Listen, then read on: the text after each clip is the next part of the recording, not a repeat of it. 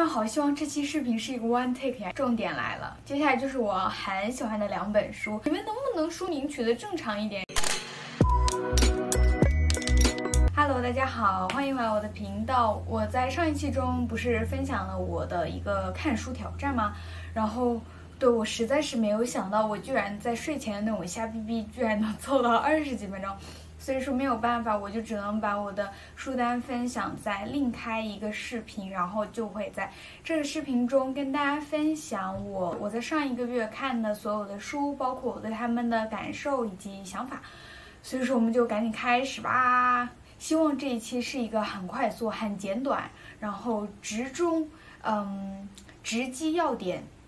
然后直击要点还有什么呢？直戳要害的一个视频吧，我们就按照时间顺序来讲好了。然后在最后呢，我会给大家看一个大概的排序吧，就是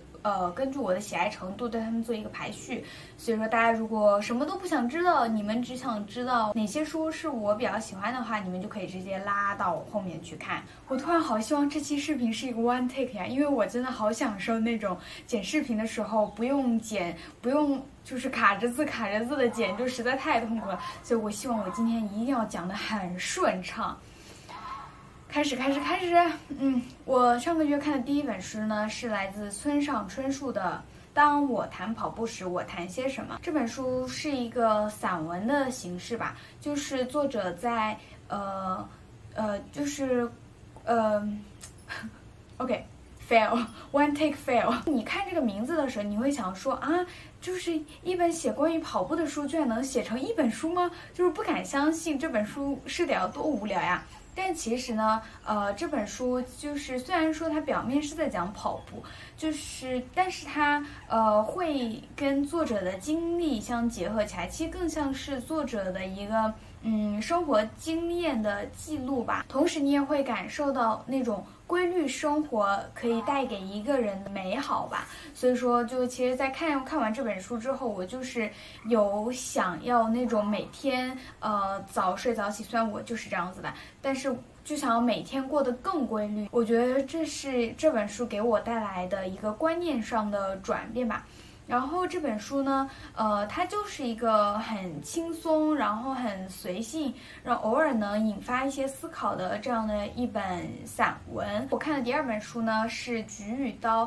这本其实是一个比较早的书，就是离现在有一些年份了。是一位美国作家对于日本人观念、习性根源的这样的一个分析。所以说你看这本书，你会就是看到一些很有趣的一些观念。就虽然说我也去日本玩过，我也听过大家对日本社会的评价，但是你看完这本书之后，你还是会觉得好神奇啊，他们居然还有这样的一面。比如说日本人他们是将尺看得很重要的，然后呢，但是他们又就是常常会做出一些令人不可思议的事情，比如说他们可以上一秒跟美国在打仗，然后双方都很仇视对方，然后下一秒呢，他们就马上去听取美国的意见，或者说去跟从他，就是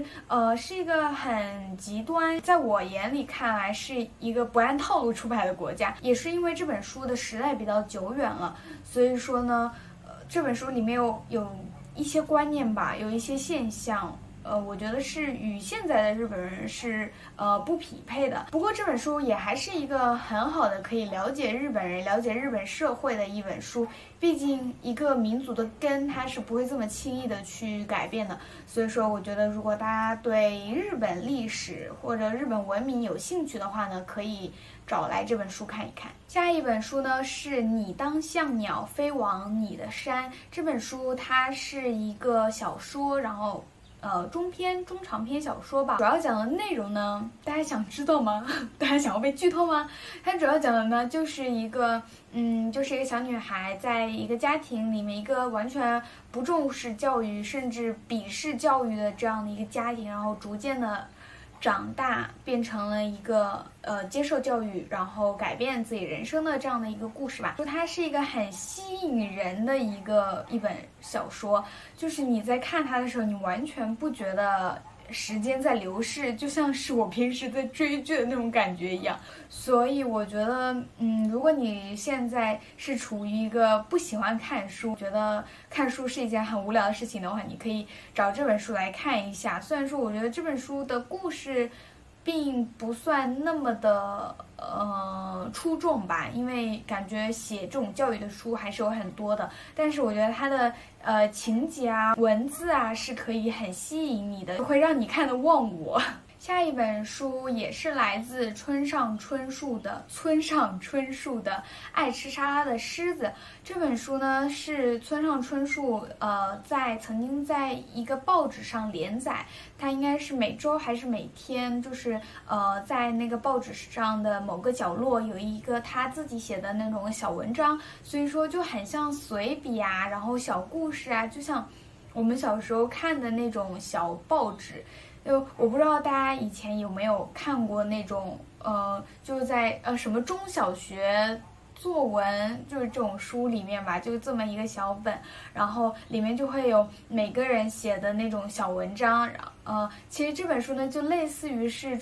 村上春树小文章的集锦，就是里面它没有固定的主题，有时候是像一个笑话，有时候就是像讲一些道理的这种感觉。我觉得特别适合在公交车上看的书，因为它很小篇嘛，你一下子就可以看完一小篇，然后也不需要你投入过多的精力，也不需要你记住后面的情节，然后去担心下面的情节，所以是一本很让人放松、很有趣的这种小散文。然后呢是《人间值得》这本书，这本书好像是一个80几岁还是90几岁的日本老奶奶写的。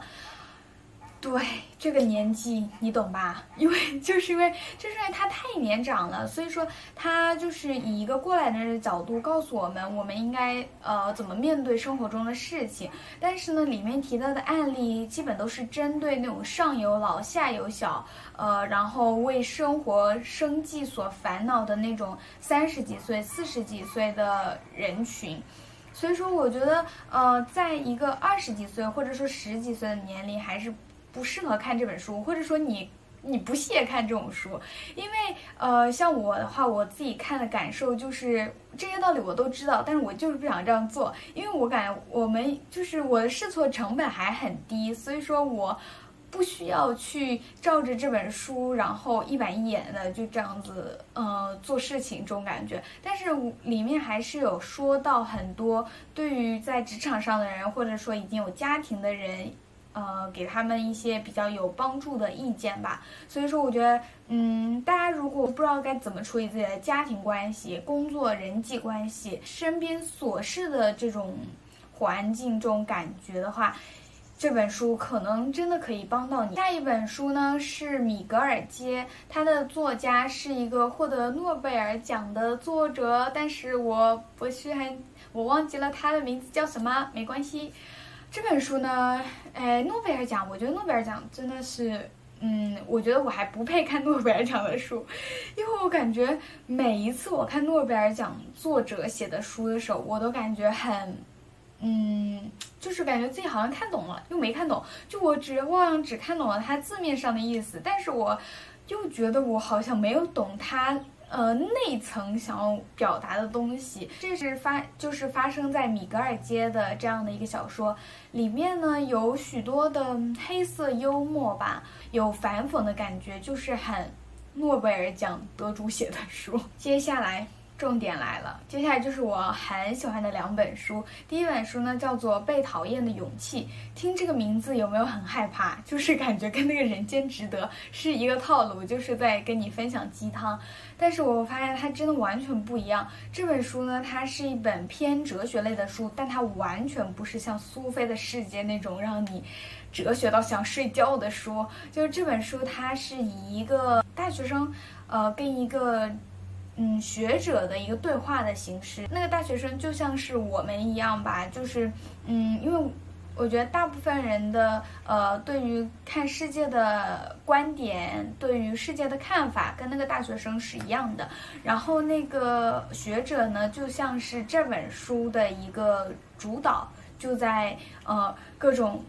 灌输那种新的概念、新的知识，你会觉得很神奇，因为里面讲到了超级多我平时不能想象的一些、完全想不到的一些观点吧。就比如说里面讲到了一个目的论，我觉得这本书的重点应该就是目的论。就是他的意思是说呢，人是可以改变自己的，人是可以不管在什么样的情况下，不管你是谁，不管你经历过什么，你都是可以选择去改变自己的，只是你的选择决定了你有没有去改变你自己。就是说你的一切东西都是你的选择，而不是你的过往造就了你的现在，对吧？就跟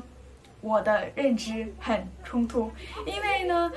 我在看这本书以前，我都是里面说的那个原因论，就是我认为我现在做的任何事情都是从前的过往造就了现在我做这个事情的原因。比如说我现在可能不是很外向，是因为我小时候经历了怎么样，就是这样的一个因果的感觉。但是他这本书会告诉你说，其实不是这样的，你以前经历的跟现在的你没有一分钱的关系。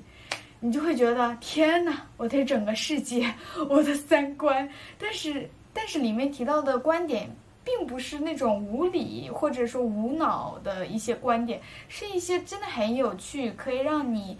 思考或者让你去接受、慢慢习惯的一些很新颖的观点吧。所以我超级推荐这本书，因为我超级喜欢这本书，就是你看着你会觉得啊，好神奇啊！所以说这本书我觉得是我这1个月里看下来的唯一一本我可能再过几年之后还会去重新看的一本书。下一本书是来自高明的《天才在左，疯子在右》。我觉得这本书应该很多人都看过了，因为这本书在我高中的时候超级风靡，就我感觉大家那时候好像都有看过这本书。这次搜到了之后我就很开心，因为我发现这本书真的好好看。这本书的作者不是一个专业的精神病医生，也不是一个专业的心理医生，那他是什么身份呢？跳过反正他就是这样的一个人，去跟很多精神病人有过交流，有过交谈，然后这本书就是记录了他跟这些精神病人的一个交往的过程吧。你会觉得这本书真的就是很神奇，就很有魔性，很魔怔，就是你会动不动的就被那个精神病人给带进去，并不会觉得因为这个人有生病，所以说我觉得他说的观点就是错误的。就你会觉得里面有很多的东西都是一些你没有思考过，但是有可能真的就是他们说的那个样子。因为所有东西放到哲学的高度来说的话呢，就会显得更加的玄乎，就真真假假，更加的难以分辨。所以说就是这些精神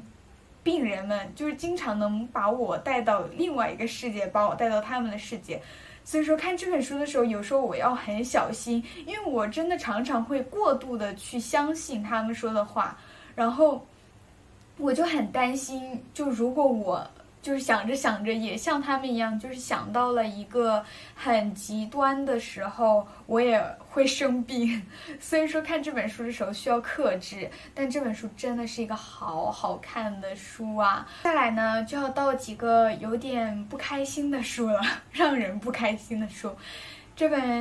下一本书是《逻辑思维与诡辩》，这好像是让我看一下它的封面介绍是啥。他是南开大学逻辑学教授，超人气逻辑公开课。你听这个名字你就想看啊，因为像我这种说话没有没头没脑的人，我就特别想要就是增强一下自己的逻辑，让自己说话的时候更顺溜，然后剪视频的时候可以更轻松。但是我发现这本书真的是然后对不起啊，我知道写每一本书都很辛苦，但是我觉得这本书真的我看不下去，因为这本书我没有想到它80%吧，这本书都在告诉你什么是诡辩，就是他都在用各种各样的小案例，然后举出了无数种方法的诡辩，然后告诉你什么样是诡辩，什么样是诡辩。但是我看这本书，我是想要提高自己的逻辑呀，我是想要让自己变得更有逻辑，看起来更聪明，我不想要知道什么是诡辩。然后又因为这本书很学术，下一本是来自周作人的《雨天的书》。这本书呢，其实那么喜欢说它应该是一本的话，就有趣的看这本书了吧。不过因为里面就很多古文，就我是一个语文特别不好，然后很读不懂古文的一个人，所以说我看这本书的时候真的超级累，超级累。我感觉我看那个一篇我都要花个10几20分钟的，就身心疲惫。就看这本书的时候，我是处于一个1分钟再看1分钟发呆的过程，我集中不了注意力的一本书吧。这本书应该会是我之后就很无聊的时候会翻出来可能会看的一本书吧。里面呢也是一些小随笔啊，是一个散文的这样的感觉。有讲什么呢？因为我也记不住了，因为里面都是各种各样的散文嘛。但我只记得这本书我有点难看进去，所以说就这样子暂时搁浅了。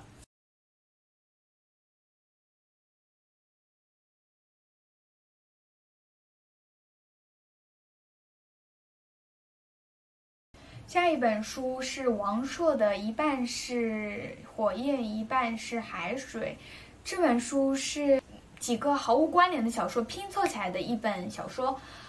它这本书呢，其实刚开始的那第一篇小说，其实我觉得是挺有吸引力的吧，就你会很想要看下去。然后我当时就很兴奋，就想说天哪，太好了，我踩了2次的对。然后我终于遇到了一本就是我可以看下去的好书了，结果没有想到，也就那么第1章我看的比较开心，之后呢就因为呢里面是小说，然后但是大家也知道，就现在的电视剧很发达嘛，然后里面的很多情节都是现在电视剧已经拍过的情节了，所以说你就会觉得里面的情节好像没有很吸引人，就好像没有很厉害的样子。这本书整一个是一个很暴躁的感觉，就是每个主人公都很暴躁，然后你看了这本书你会觉得天哪，我已经老了，就感觉他们真的太年轻，就是太年轻气盛了。然后每个主人公都很有自己的个性。下一本书是《孤独深处》，这是一本科幻小说，然后里面也是有几个不同的小说拼凑起来的一本小说。但是我主要是想看这本小说里的《北京折叠》这个小说，好绕啊。然后呢，其实《北京折叠》这一部分还是挺好看的，但是后面的其他一些小说，有几篇我觉得还是也挺有意思的，不过有几篇也就是一般般，就还算是可以去看的一本科幻书。不过因为我本身对科幻书没有特别大的兴趣，所以说我觉得这本书应该已经算是挺不错了吧，毕竟我都看完了，对吧？我觉得我小时候可能是真的科幻书看太少了嘛，导致我现在想象力有点匮乏。这里面你还是会挺惊讶的，就觉得作者好厉害啊，他居然能想出这样的一个故事，很有想象力呢。不好意思啊，不好意思。所以说我就觉得这本书还是一个挺有意思的一个科幻小说吧，就是因为它科幻嘛，所以它就不用按照现实的来，但是它又反映了现实的某些社会问题。然后经历了以上这么4本差不多吧，我都是那种